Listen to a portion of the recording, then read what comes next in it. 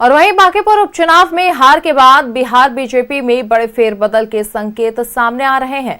हार की वजहों की होगी गहन समीक्षा, बूथ स्तर से मंडल अध्यक्ष तक कार्यकर्ताओं से लिया जाएगा फीडबैक। बांकीपुर सीट पर मिली हार के कारणों की होगी पड़ताल। समीक्षा रिपोर्ट के बाद संगठन में बड़े बदलाव की संभावना जताई जा रही है। तो वहीं बिहार बीजेपी जल्द ले सकती है अहम संगठनात्मक फैसले।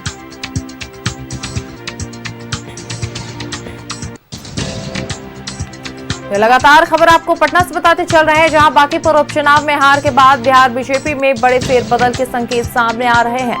हार की वजहों की गहन समीक्षा होगी, तो वहीं बूथ स्तर से मंडल अध्यक्ष तक कार्यकर्ताओं से लिया जाएगा फीडबैक। बांकीपुर सीट पर मिली हार के कारणों की होगी पड़ताल।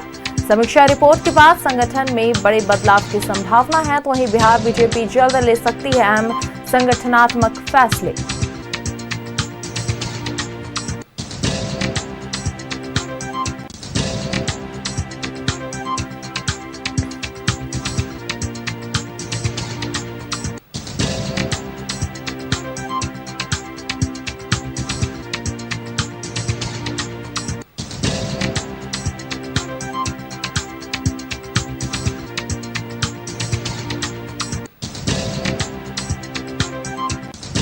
लगातार बिहार की खबरों में आपको खबर बताते चल रहे हैं, जहां बांकीपुर में बीजेपी के हार के बाद अब समीक्षा होनी है। तो वहीं बड़े फेरबदल के भी संकेत नजर आ रहे हैं। आपको बताते चले कि आज काफी बिहार बीजेपी जल्द इस पर अहम संगठनात्मक फैसले ले सकती है।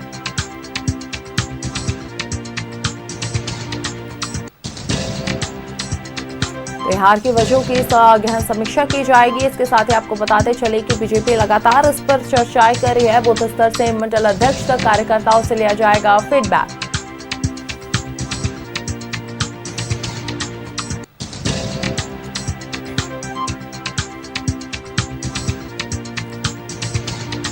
वहीं लगातार बिहार की खबरों में खबर पटना से आपको बता रहे हैं।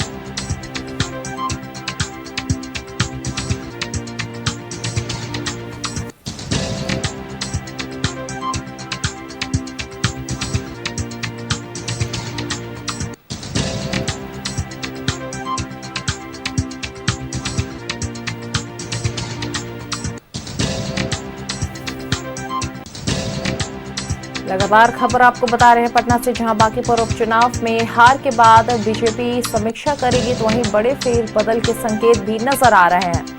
हार की वजहों की गहन समीक्षा की जाएगी। बूथ स्तर से मंडल अध्यक्ष तक कार्यकर्ताओं से लिया जाएगा फीडबैक। बांकीपुर सीट पर मिली हार के कारणों की होगी पड़ताल। समीक्षा रिपोर्ट के बाद संगठन में बड़े बदलाव की संभावना जताई जा रही है। इसके साथ ही बिहार बीजेपी जल्द ले सकती है अहम संगठनात्मक फैसले।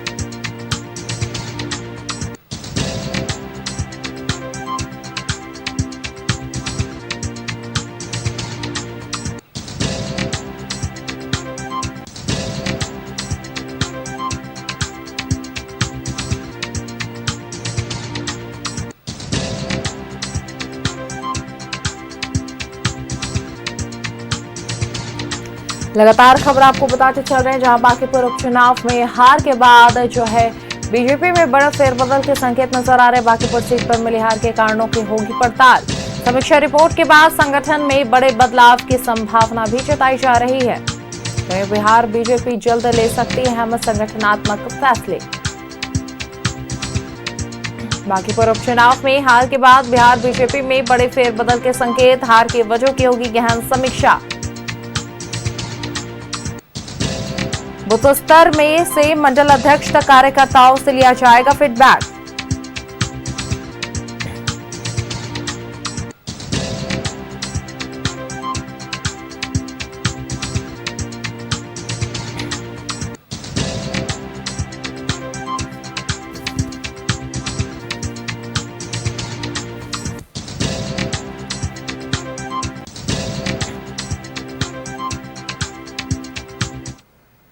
और इसी खबर पर अधिक जानकारी के साथ पटना से सहयोगी रोहित हमारे साथ बने हुए हैं। जी रोहित, पटना से खबर आ रही है जहां बांकीपुर उपचुनाव में हार के बाद बिहार बीजेपी में बड़े फेरबदल के संकेत नजर आ रहे हैं और इसके साथ ही जो है गहन समीक्षा भी की जाएगी, क्योंकि जो हार थी बांकीपुर की काफी बड़ी हार मानी जा रही है। तो फिलहाल क्या कुछ तस्वीरें इसे लेकर? जी बिल्कुल साबार, देखिए जिस तरीके से बीते दिनों बांकीपुर उपचुनाव के नतीजे आए जिसमें बीजेपी को हार का सामना करना पड़ा, यानी कि सीधे तौर पर कहा जाए तो 31 सालों के बाद बीजेपी का जो पारंपरिक सीट था, जो बीजेपी का गढ़ था, जो किला था, उस किला को प्रशांत किशोर ने ध्वस्त कर दिया। और अब देखिए, अब हार के बाद बीजेपी में अब समीक्षा की बात हो रही है और समीक्षा होगा तो समीक्षा के बाद बूथ स्तर से लेकर संगठन स्तर तक के तमाम अध्यक्ष से, कार्यकर्ताओं से फीडबैक ली जाएगी कि आखिर कहां पे चूक हो गई, क्या कुछ वजह रहा कि 31 सालों का जो सीट था वो सीट हाथ से निकल गया। तो देखिए, सीधे तौर पर अगर कहा जाए तो अब बांकीपुर उपचुनाव में करारी हार के बाद अब बिहार बीजेपी के संगठन में बड़े बदलाव के जो संकेत है वो देखने को मिलेंगे। देखिए, जो सीट बांकीपुर जो सीट खाली हुआ था, अब वो राष्ट्रीय अध्यक्ष नितिन नवीन को जब बीजेपी का बनाया गया उसके बाद वो सीट खाली हुआ था। और अगर देखा जाए तो नितिन नवीन के जो पिता थे नवीन सिन्हा, वो भी इस सीट पर थे, नितिन नवीन थे और 31 सालों से बीजेपी का इस सीट पर कब्जा था। लेकिन इस बार जो बीजेपी का किला था वो टूट चुका है। देखिए सबसे महत्वपूर्ण बात यह है सवार कि राष्ट्रीय अध्यक्ष का सीट होने के लेकर 40 स्टार प्रचारकों को चुनावी मैदान में उतारा गया था, जिसमें पवन सिंह थे जो कि नए एमएलसी बनाए गए हैं, मनोज तिवारी थे, कई केंद्रीय मंत्री को भी बांकीपुर में जिम्मा दिया गया था। साथ ही साथ मुख्यमंत्री सम्राट चौधरी खुद कई जनसभा को किए थे, रोड शो भी करते नजर आ रहे थे।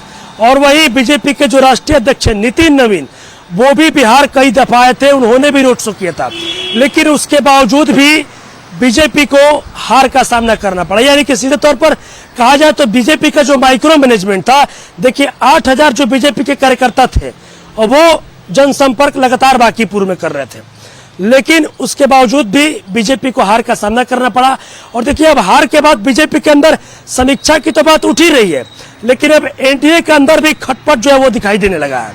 देखिए, जेडीयू के विधायक आनंद सिंह, उन्होंने कल सीधे तौर पर कह दिया कि नीतीश कुमार को जबरदस्ती मुख्यमंत्री के पद से बीजेपी के द्वारा हटाया गया।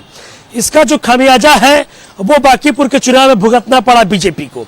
हालांकि देखिए, जब बीजेपी के अंदर जब संगठनात्मक बैठक होती है तो बैठक के बाद बूथ स्तर के तमाम जो कार्यकर्ता होंगे वो जुटेंगे, संगठन के जो अध्यक्ष होंगे वो जुटेंगे, तो सभी लोगों से फीडबैक ली जाएगी कि आखिर 8000 कार्यकर्ता रहे, 40 स्टार प्रचारक रहे, हर चौक चौराहे पर जनसभाएं की गई, लेकिन उसके बावजूद भी बांकीपुर जो सीट था, 31 सालों का जो किला था, वो कैसे हाथ से निकल गया। और सीधे तौर पर जब समीक्षा बैठक की जाएगी, जब रिपोर्ट तैयार किया जाएगा, उसके बाद बिहार बीजेपी में बड़े जो फेरबदल के संकेत है वो देखने को मिलेंगे। बड़े स्तर पर फेरबदल जो है वो देखने को मिलेगा। फिलहाल ये अगर कहा जाए तो लगातार जिस तरीके से बांकीपुर में हार मिली, उसके बाद पूरे एनडीए खेमे में कहीं ना कहीं उदासी है। बीजेपी पूरी तरीके से अपनी हार की वजह टटोलने में लगी हुई है कि क्या कुछ वजह था। और सबसे महत्वपूर्ण बात एक ये भी है सवार कि जो बीजेपी के सांसद हैं रविशंकर प्रसाद सिंह, उनके बूथ पर भी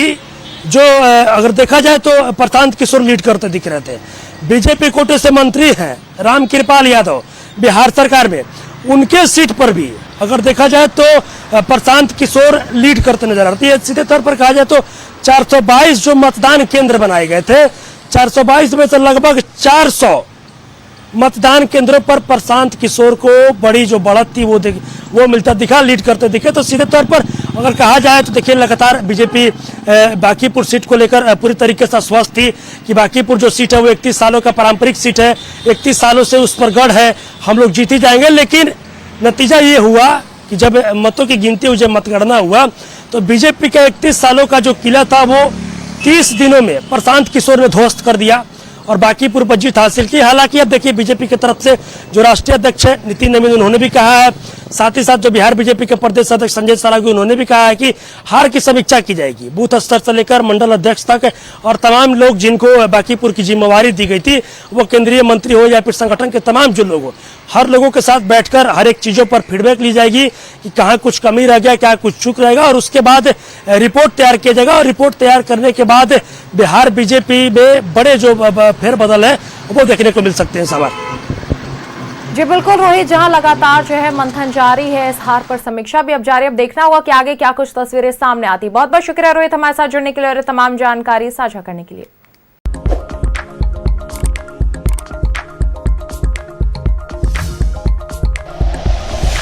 like and share videos, subscribe करें हमारा चैनल और प्रेस करें बेल आइकॉन। न्यूज़ 11 भारत, सच है तो दिखेगा।